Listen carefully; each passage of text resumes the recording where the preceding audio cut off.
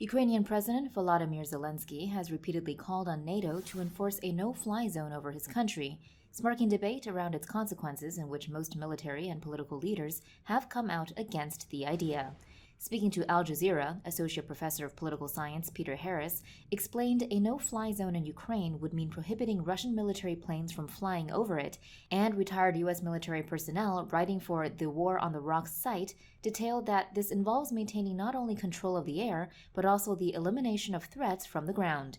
The first issue with such air supremacy, according to War on the Rocks, is that it is extremely difficult to attain.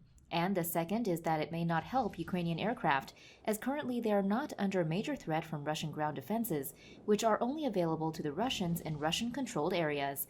Additionally, the concept represents a major escalation for little, even theoretical gain, as current air parity in Ukraine has not significantly halted Russia's advance through the country.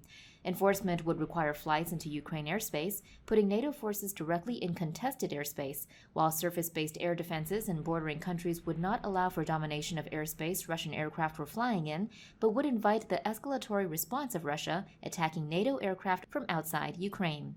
Even in terms of direct civilian casualties, a no-fly zone may have limited effect as, according to War on the Rocks, the majority of Ukrainian civilian casualties do not appear to have been caused by air power, but rather by artillery. Russian precision strikes seem to be inflicted by ballistic and cruise missiles, which once fired, it says, cannot be interdicted by aircraft in a no-fly zone. The end result, then, would appear in theory to be that NATO would enter a direct conflict with Russia with what would at this stage be little to gain, either in military or humanitarian terms.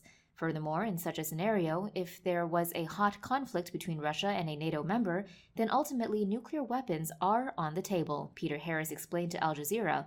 Whether people like it or not, that's always a possibility, and leaders cannot credibly promise that they will not escalate to the use of nuclear weapons because events can take on a life of their own and escape the control of those in charge, he added.